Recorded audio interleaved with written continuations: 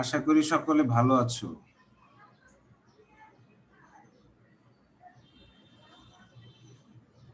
গতকালকে শনিবারে তোমাদের সাথে আমার যে ক্লাসটা হওয়ার কথা ছিল 5টায়, ইলেকট্রিসিটির সমস্যার কারণে আমার ওয়াইফাই কানেকশনের সমস্যা এবং পরবর্তীতে আমি ডেটা ব্যবহার করেও চেষ্টা করেছি, কিন্তু আমরা ক্লাস জুমে সাপোর্ট পাই নাই। আমি তোমাদেরকে জানিয়ে দিয়েছিলাম যে আমি ইলেকট্রিসিটি আসলেই ক্লাস নিজে নিজে রেকর্ড করব এবং তোমাদেরকে সরবরাহ করব। সেই অনুযায়ী আমি এখন তোমাদেরকে গতকালকে যা পড়াতে চেয়েছিলাম সেই বিষয়টা আমি রেকর্ড করে দিয়েছি। তোমরা সবাই আশা করি স্বল্প সময়ের ভিডিওটা দেখবে। So my dear student, the previous two class already done well. The first introductory class detail about biology, study about biology and why we study biology properly. We already know. And then the second class, that was our first class about cell. And the first chapter, you already know, cell is so much significant for every living animal and plants. And previous class we already discussed cell variety, or what about the organelle and organ. আমরা গত ক্লাসে জেনেছি যে কোষীয় অঙ্গাণু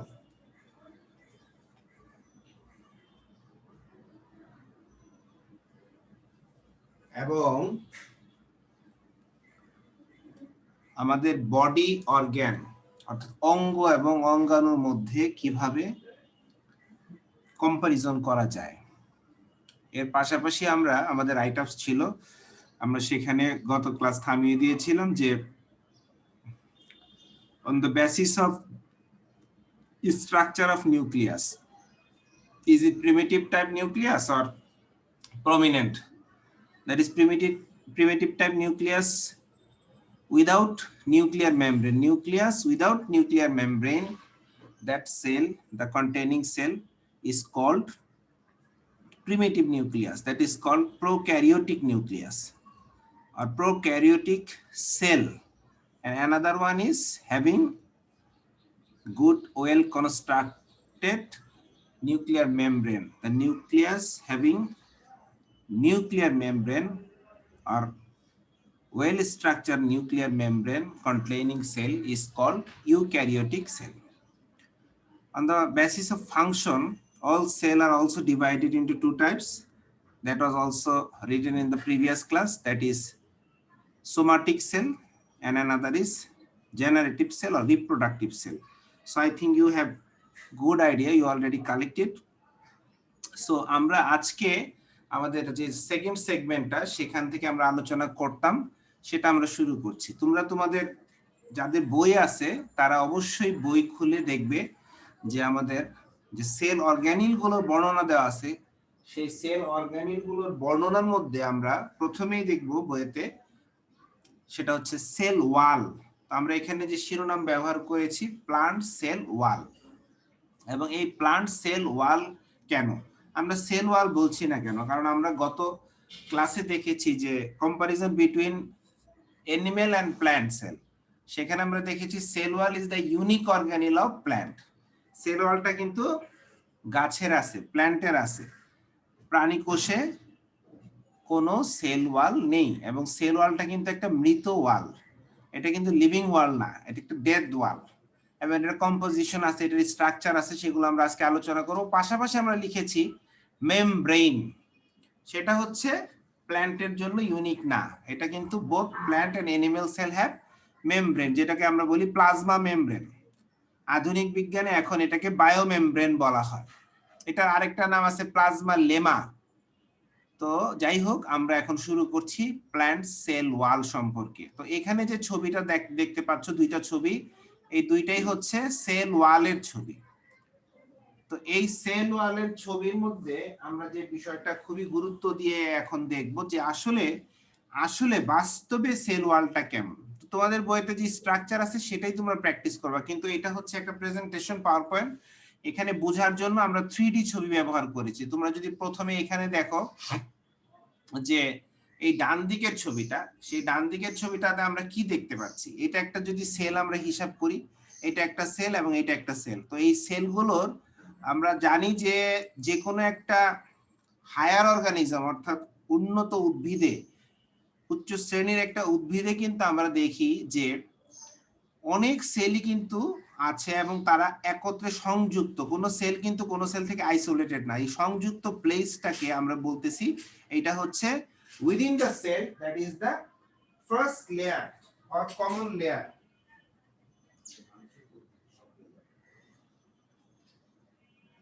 so এই লেয়ারগুলোর মধ্যে আমরা দেখতেছি যে একটা কমন বাইন্ডিং লেয়ার আছে, সেটা হচ্ছে এই তিনটা সেলের জন্য বা অল সেলের জন্য they make together by using middle lamella. Middle ল্যামেলাটা হচ্ছে একটা মধ্য পর্দা, বাংলা এটাকে আমরা বলি মধ্য পর্দা। এই যে এখানেও আমরা দেখতেছি, এখানে এইটাকে মিডল ল্যামেলা বলা হচ্ছে। কারণ কি, এই মিডল ল্যামেলাটা আসলে এই একটা দুইটা তিনটা সেলকে এরা বাইন্ডিং করছে। এই মিডল ল্যামেলার এই বাইন্ডিং এর মূল কারণ হচ্ছে মিডল ল্যামেলাকে আমরা মনে করি যে ইন্টারনাল সেলের মধ্যে এটা হচ্ছে একটা সবচাইতে কমন লেয়ার। এটা কোনো একটা সেলের নিজস্ব লেয়ার না। অর্থাৎ এখানে এই যে এই সবুজ, হালকা সবুজ যে রংটা দেখা যাচ্ছে, এটা একটা লেয়ার। এখানে এটা অরেঞ্জ দিয়ে দেখানো হয়েছে, এটা একটা লেয়ার। কিন্তু এটা আসলে এই সেলেরও না, এই সেলেরও না, এই সেলেরও না, কিন্তু এটা একটা general layer in between the cells. তো এখানে তোমরা আরেকটু দেখার জন্য আমি এখানে দেখিয়েছি যে প্রাইমারি ওয়াল। তো প্রাইমারি ওয়ালটা তোমাদের বইতে ডেসক্রিপশন যখন দেখবে যে এই মিডল ল্যামেলাটা হচ্ছে within the cell, this is the common layer or first layer, then এর উপরে কিছু সেলুলোজ, হেমিসেলুলোজ এগুলো দিয়ে তৈরি হয়েছে একটা ফার্স্ট লেয়ার বা ইউনিক লেয়ার, যেটা ওয়ান লেয়ার, এক স্তর বিশিষ্ট। এটাকে আমরা বলি প্রাইমারি সেল ওয়াল। এবং প্রাইমারি সেল ওয়ালের উপরে এই যে আমরা এখানে যে তিনটা কালার দেখতে পাচ্ছি, এটাকে আমরা বলতেছি সেকেন্ডারি সেল ওয়াল। তো এই যে এখান থেকে যদি আমরা বলি যে এই অরেঞ্জ কালারটা হচ্ছে মিডল ল্যামেলা, তার উপরে গ্রিন কালার যেটা সেটা হচ্ছে প্রাইমারি ওয়াল, আর এর উপরে যে কালারটা দেখা গেছে ব্ল্যাকিশ, এটা হচ্ছে সেকেন্ডারি ওয়াল। তো তোমাদের বইতে লেখা আছে secondary wall made by 3 layer. এখানে তিনটা লেয়ার আছে এবং এটা বেশ পুরু হয়। তো আমরা এখানে এই ছবিটা দেখে আমরা মূলত ইউনিক ডিসক্রিপশনে যাচ্ছি যে আসলে এগুলো কিভাবে হয়। এখানে আমরা কি দেখতে পাচ্ছি, cell wall. Sell wall is a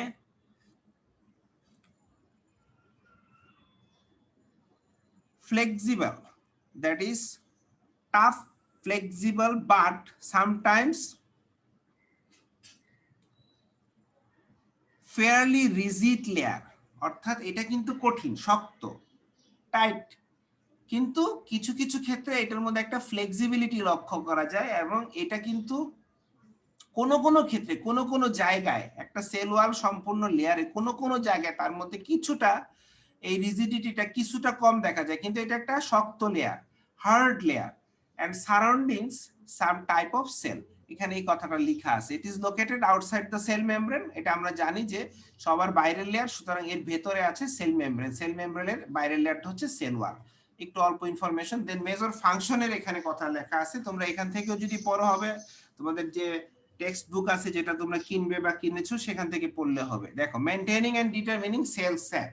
আমাদের এই সেল ওয়াল আছে বলেই কিন্তু আমরা কি করতে পারি, এই সেল ওয়ালের ভিতরে যে জিনিসগুলো আছে, আমরা যদি আবার একটু ব্যাকে চলে যাই, একটা সেলের ভিতরে কি কি আছে, এই সেল ওয়ালটা একটা লেয়ার, বাইরের একটা লেয়ার। এই লেয়ারের কারণে কিন্তু এটার ভিতরে সবকিছু ডিটেক্ট করা যায় যে এটার ভিতরে সেল ভ্যাকুয়াল আছে, এর ভিতরে অর্গানেল আছে, বা এটা একটা সেল। সেল মানে একটা প্রকোষ্ঠ। এবং আমরা জানি তোমাদের বইয়ের মধ্যে লেখা আছে বিজ্ঞানী রবার্ট হুক, তিনি কিন্তু প্রথম এই সেল ওয়াল আবিষ্কার করেন। এবং সেল ওয়াল আবিষ্কারের ইতিহাসটা ছিল খুবই মজার। তিনি একটা কর্কের বোতল, মানে কর্কের ছিপি, একটা কাচের বোতল, আগের দিনে যে আমরা বিভিন্ন ধরনের লিকুইড, বিশেষ করে ওয়াইন যারা খেত, তাদের এই বোতলে, কাচের বোতলের উপর একটা কাঠের কর্কের একটা ছিপি থাকতো। এই ছিপি বা কর্কটা নিয়ে তিনি নাড়াচাড়া করতেছিলেন। এবং এর আগে অ্যান্টনি ভন, আমরা ভন বলি বা ভ্যান বলি, অ্যান্টনি ভন লিউয়েন হুক, তিনি যখন অণুবীক্ষণ যন্ত্র আবিষ্কার করেন, এই ইতিহাসগুলো তোমার বইতে দেওয়া আছে, তো তুমি ইতিহাস পড়বে না। তোমাদের অনেকের মধ্যে আমি দেখতেছি যে তোমরা হয়তো ভয় পাচ্ছ যে এত বড়, এত সিলেবাস, এত ইলেবোরেটলি পড়া। আসলে কিন্তু একটা বইয়ের মধ্যে যদি 500 পৃষ্ঠা থাকে, তোমার মাত্র পড়া লাগবে 50টা পেজ, এবং 50টা পেজের মধ্যে কিছু সিলেক্টিভ ইনফরমেশন পড়লেই না বায়োলজি আউটস্ট্যান্ডিং মার্কস পাবে। তো আমি ওইভাবে সামারি করে এখানে দিচ্ছি, কারণ অনেকে বই কিনছো না। আমরা কোশ্চেন ওয়াইজ যদি আনসার লিখে দিই, তোমরা যথেষ্ট বড় হয়েছো, তোমাদেরকে সেভাবে আমরা দিব না। তোমাদেরকে কিছু কোশ্চেন আমরা সাপ্লাই দিব, সেগুলো তোমরা লিখবে, তোমরা লিখে আবার তোমরাই আনসার দিবে। আরেকটা বিষয় হচ্ছে আমরা কিছু গুগল ফর্ম ইউজ করে এই যে ক্লাসগুলো নিচ্ছি, আমি আগামী 2-1 ক্লাসের মধ্যেই তোমাদেরকে এর উপরেই আমি ছোট ছোট ফিডব্যাক নিব গুগল ফর্মে, তোমরা আনসার করবে, সুতরাং এগুলো পড়ে ফেলতে হবে। তো এখানে আমরা দেখতেছি যে সেল ওয়ালের ফাংশন অনেক লেখা আছে, মেকানিক্যাল স্ট্রেংথ, এগুলো আমরা স্কুলেও পড়ছি যে আসলে প্রত্যেকটা সেলের, বিশেষ করে যেমন আমরা কোলেন কাইমা এবং স্ক্লেরেন কাইমা যে টিস্যু, সেখানে স্ক্লেরেন কাইমা টিস্যুর মধ্যে 2 ধরনের সেল আছে, স্টোন সেল, স্ক্লেরাইড সেল। এই সেলগুলোর মধ্যে যে ওয়াল আছে, সেই ওয়ালগুলো কিন্তু ডেথ ওয়াল, এবং এরা কিন্তু প্ল্যান্টকে মেকানিক্যাল সাপোর্ট দেয়। এই জন্য আমরা সেল ওয়াল যখন পড়বো, আমরা চিন্তা করব এট এ গ্ল্যান্স আমরা প্রিভিয়াস কি পড়ে আসছি। আমাদের কিন্তু বায়োলজির স্ট্রেংথ একবারে কম না, আমরা এসএসসি লেভেলের বায়োলজির স্ট্রেংথটাকে কাজে লাগাবো, যে সেখানে আমরা পড়েছি অনেক ধরনের সেল আছে, মেরিস্টেমেটিক সেল আছে, পার্মানেন্ট টিস্যু আছে, পার্মানেন্ট টিস্যুর মধ্যে জাইলেম ফ্লোয়েম, কমপ্লেক্স টিস্যু আছে, এর মধ্যে কন্ডাক্টিং টিস্যু বা পরিবহন টিস্যু আছে, এছাড়া আমাদের অনেক ধরো প্যারেন্ট কাইমা, কোলেন কাইমা, স্ক্লেরেন কাইমা আছে। তো প্রত্যেকটা টিস্যু মেড বাই সেল, তো প্রত্যেকটা সেলেরই ওয়াল আছে। আমার বডির মধ্যে কিন্তু সেল আছে, কিন্তু তার কিন্তু ওয়াল নাই। কিন্তু প্ল্যান্টের যত ধরনের সেল আমরা স্ট্রাকচার পড়ে আসছি, রুটের মধ্যে আছে, আমাদের লিফের মধ্যে আছে, স্টেমের মধ্যে আছে, সব জায়গায় কিন্তু সেল, এবং সেল যেখানে আছে প্ল্যান্টের শরীর হলে সেখানে সেল ওয়াল আছে। তাহলে সেগুলো থিঙ্কিং করে করে আমরা একটু এগুলো মাথায় নিয়ে নিব, এগুলো মুখস্থ করা লাগবে না, জাস্ট একটু মাথায় নিয়ে নিব। আমরা এখান থেকে কিন্তু ফিডব্যাক নিব যে কি লেখা আছে। দেখো, commercial in the form of paper, textile, fibre. এই যে আমরা এখান থেকে যে ম্যাচিউরড প্রোডাক্ট গুলো যেগুলো পাচ্ছি, ন্যাচারাল প্রোডাক্ট যেগুলো একটা প্ল্যান্ট যখন ম্যাচিউরড হয় তার কাছ থেকে আমরা কিন্তু এই জিনিসগুলো পাই, কটন পাই, ফ্লেক্স পাই, হেম পাই, আদার্স পাই, কারকল, লাম্বার, এবং বিভিন্ন ধরনের আমরা উডি প্রোডাক্ট যেগুলো পাই, এগুলো পার্মানেন্ট প্রোডাক্ট, অনেক দিন টেকসই করে। বিভিন্ন টেক্সটাইল শিল্পে আমরা যে ফাইবার ইউজ করি বা কটন ইউজ করি, এগুলো আসলে কিন্তু সব সেল ওয়ালের কারণে, প্ল্যান্টের সেল ওয়াল থাকার কারণেই কিন্তু আমরা এই কটন থেকে যে সেলুলোজ, আমরা যে সুতা তৈরি করছি বা আদার যে উপাদানগুলো পাচ্ছি, সেগুলো কিন্তু পাচ্ছি। এবং এই যে কাঠ বা উডটা কিন্তু ফরমেশন হচ্ছে অনলি ফর সেল ওয়াল, কারণ আমরা জানি বা একটু পরেই জানবো এই যে cell wall manufacture by cellulose, hemicellulose, or some permanent substance, wax, lipid, or some others glucose like substance or polysaccharide like substance। আমাদের এই সেল ওয়াল তৈরিতে বিভিন্ন ধরনের সুগার বন্ডও কাজ করে, এবং তারা সবাই মিলে এমন একটা পার্মানেন্ট, এছাড়া পেকটিন, লিগনিন, সুবেরিন, সেকেন্ডারি ওয়ালের ডেসক্রিপশনে আমরা দেখবো যে অনেক কিছু আছে, কিন্তু সবই permanent. They gonna be permanent product and there will be made a permanent deadly wall. একটা প্ল্যান্ট যখন ম্যাচিউরড হয়, তখন কিন্তু ওই প্ল্যান্টের যে সেল ওয়ালটা, সেটা কিন্তু একেবারে সতেজতা হারিয়ে ফেলে। এবং এই সতেজতা হারিয়ে ফেলা দেখো কতটা দরকার, আমি সহজে যদি বুঝাই, একটা প্ল্যান্টকে সবসময় বাইরে থাকতে হয়, বাইরের অ্যাটমসফিয়ারে থাকতে হয়। এখন প্ল্যান্টের এই লিভিং ওয়াল যদি থাকে বাইরে, তাহলে প্ল্যান্ট কি হবে, রোদ্রে, বৃষ্টি, পানি, তাপে কিন্তু সেটা নষ্ট হয়ে যাবে।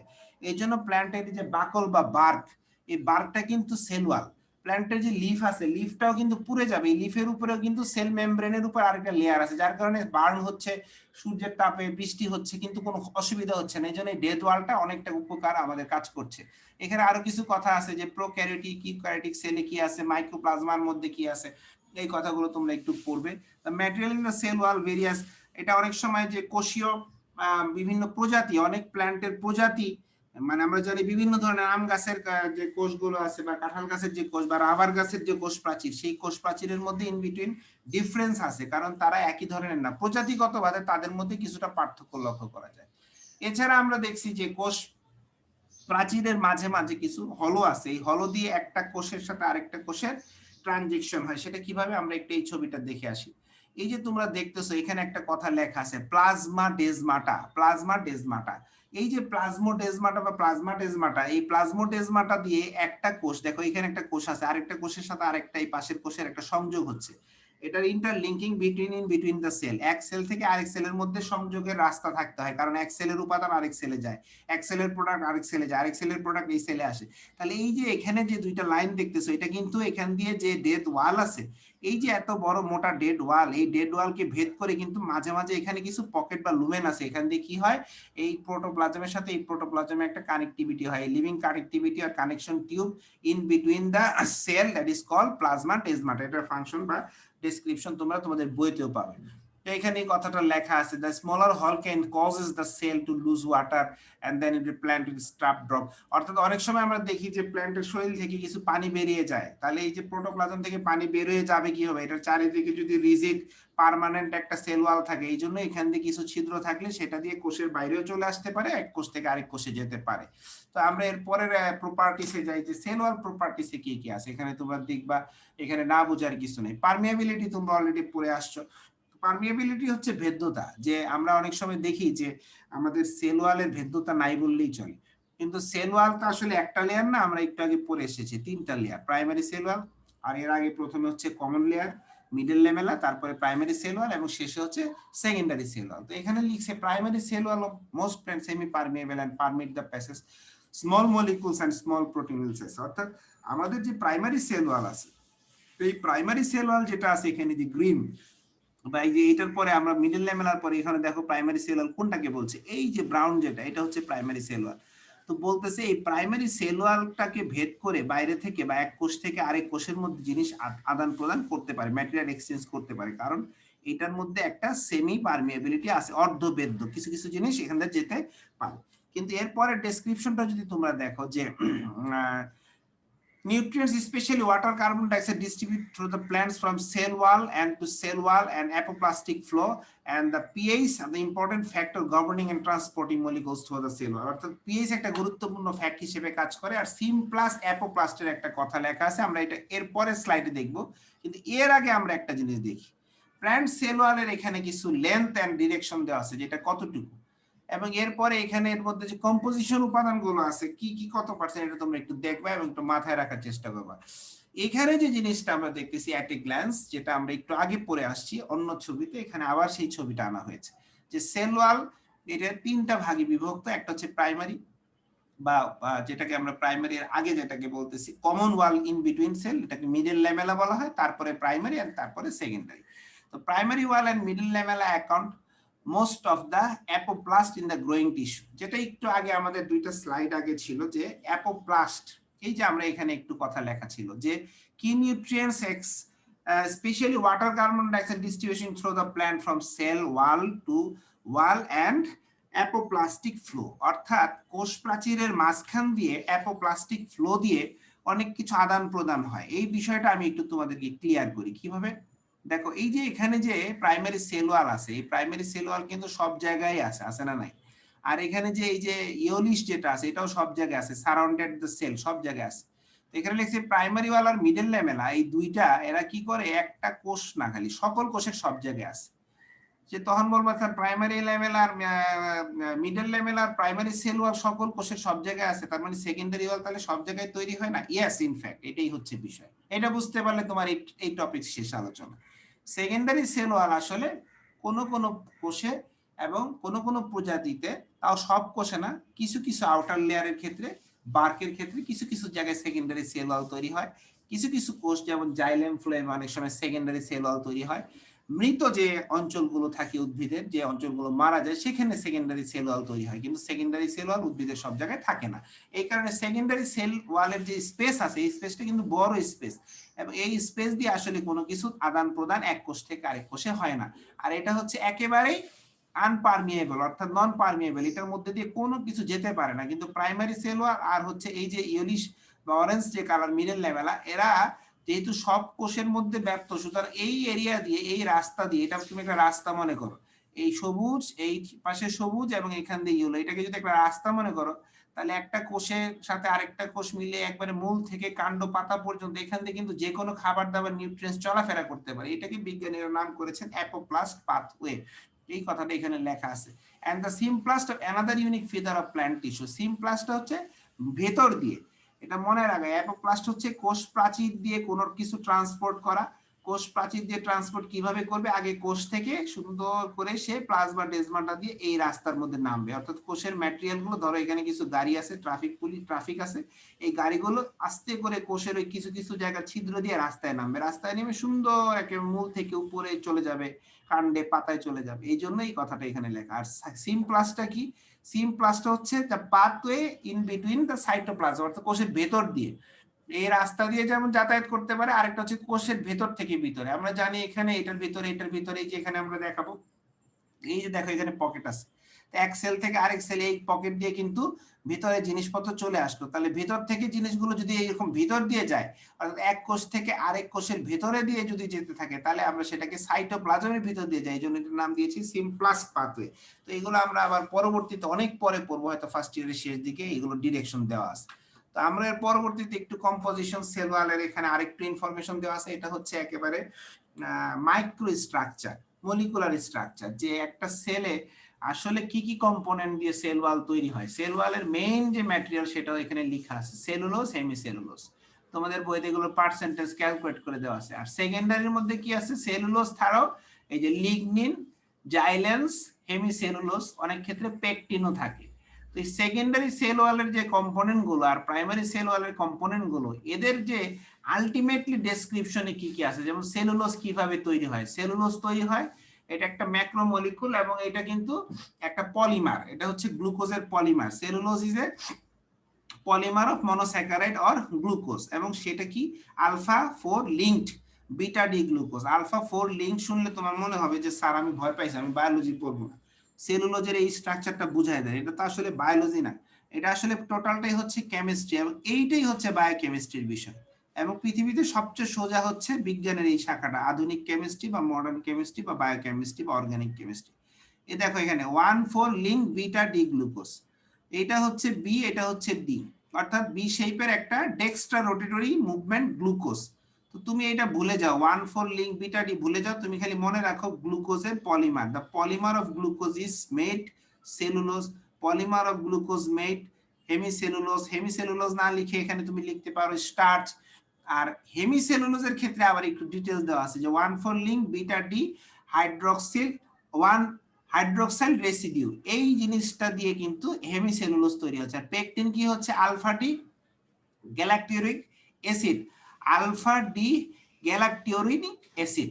এই যে গ্যালাকটিউরিক অ্যাসিড, এই কথাটা যে লেখা আছে আলফা ডি, এই alpha D 1,4 link beta D, এই জিনিসগুলো কিন্তু আমরা আমাদের এখানে অর্গানিক কেমিস্ট্রি একটা পার্ট আছে, সেটা চ্যাপ্টার 3 তে আলোচনা করব। তোমরা খালি মনে রাখবা যে কম্পোজিশনে কি কি আছে, সেলুলোজ আছে, হেমিসেলুলোজ আছে, পেকটিন আছে। এগুলো কি? এগুলো হচ্ছে কমপ্লেক্স পলিস্যাকারাইড। এইটুকু মনে রাখলে তোমার কাজ শেষ। এরপরে আছে যে ক্রস লিঙ্কের একটা কথা লেখা আছে, এবং এই ক্রস লিঙ্কের কথাটা তোমরা পুরোপুরি বুঝবা না পড়ে। তো এটার জন্য আমরা আবার একটু অন্য একটা কাজ করব, সেটা হচ্ছে আমরা এখান থেকে স্ক্রিন শেয়ারে আমরা একটু বোর্ড শেয়ারে যাচ্ছি। এটা একটু থামিয়ে দিচ্ছি, স্ক্রিন শেয়ারে আমরা এখন যাচ্ছি board share, white board share. Cross লিঙ্কটা কি আমরা যদি এখান থেকে একটু তুলে ধরি যে ক্রস লিঙ্ক আসলে বিষয়টা কেমন, আমরা রেড দিয়ে দেখাই। ধরো একটা সেল ওয়াল, তো আমি এটাকে যদি একটু অন্যভাবে উপস্থাপন করি, ধরো এটা একটা সেল ওয়াল, এটাই একটা সেল ওয়াল, এখানে একটা সেল আছে, ধরো এটাকে আমি দিয়ে দিচ্ছি কথার কথা, এটাকে আমি দিলাম ধরো সেল নাম্বার, এটা হচ্ছে আমার 1 আর এটা হচ্ছে সেল নাম্বার 2। তাহলে এই যে আমি একটা সেল ওয়াল আঁকতেছি, এবং এই সেল ওয়ালের আমি এইমাত্র একটা কালার, আমি সেম সিমিলার কালার নিলে আমার জন্য বেটার।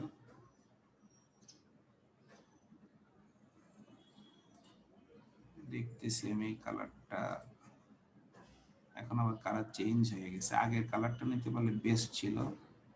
আচ্ছা এটাকে আমি ইরেজ করি আগে, আবার সেম কালার নেই।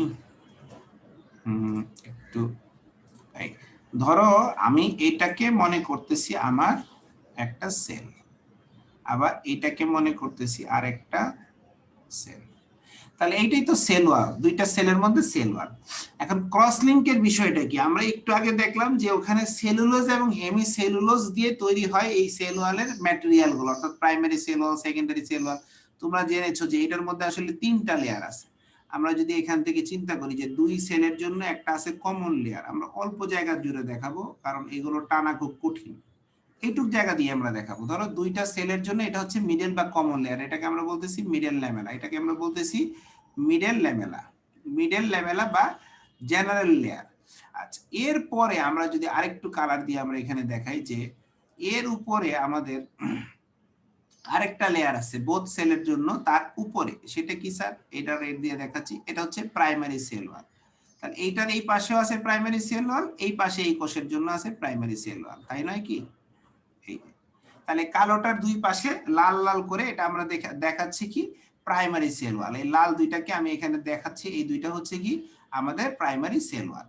আমি একটু লিখে রাখছি যেন তোমাদের সুবিধা হয়। ধরো এটা হচ্ছে প্রাইমারি সেল ওয়াল, সংক্ষেপে পিসিডব্লিউ, মনে রাখো।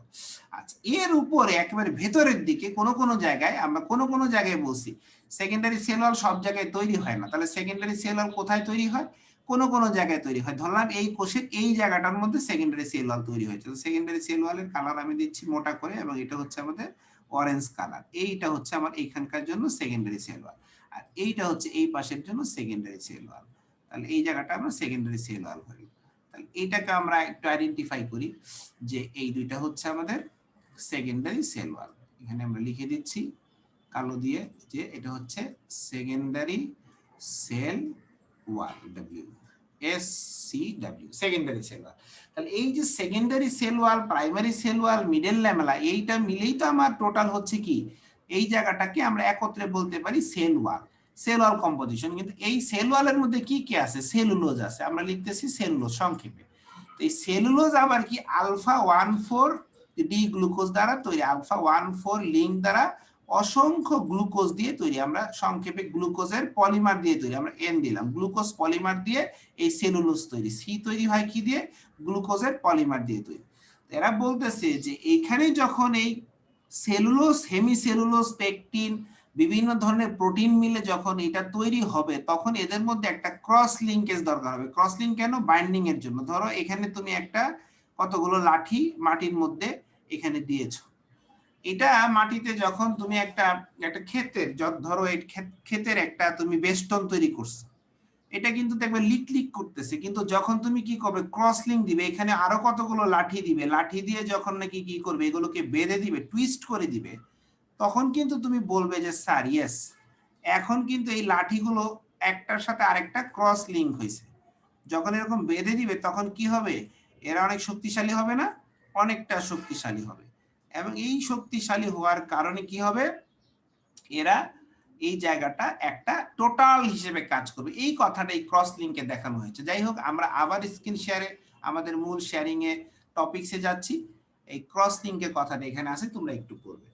তো আমরা আজকে যে ক্লাস, আমাদের ক্লাস ডিউরেশন যাই হোক না কেন, আমাদের পরবর্তী স্লাইডে আমরা যাওয়ার আগে আমরা এখানে মোটামুটি ভাবে আজকের ক্লাসটাকে একটু সামারাইজ করছি যে আমাদের যে মিডল ল্যামেলা বা মধ্যবর্তী ওয়াল দুই কোষের জন্য কমন, সেটা কি, তারপরে প্রাইমারি সেল ওয়ালটা কি, সেকেন্ডারি সেল ওয়ালটা কি, এগুলো সম্পর্কে একটু তথ্য, এবং এরই মাধ্যমে আমরা সেল ওয়ালের বিস্তারিত আলোচনা এখানে শেষ করছি। সবাইকে আন্তরিক ধন্যবাদ।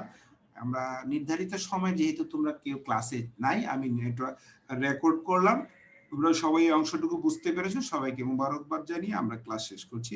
তোমরা এইটুক পর্যন্ত পড়ে আসো, এরপরে যে সেগমেন্টটা দেওয়া হয়েছে নেক্সট ক্লাসে আলোচনা করবো। Thank you.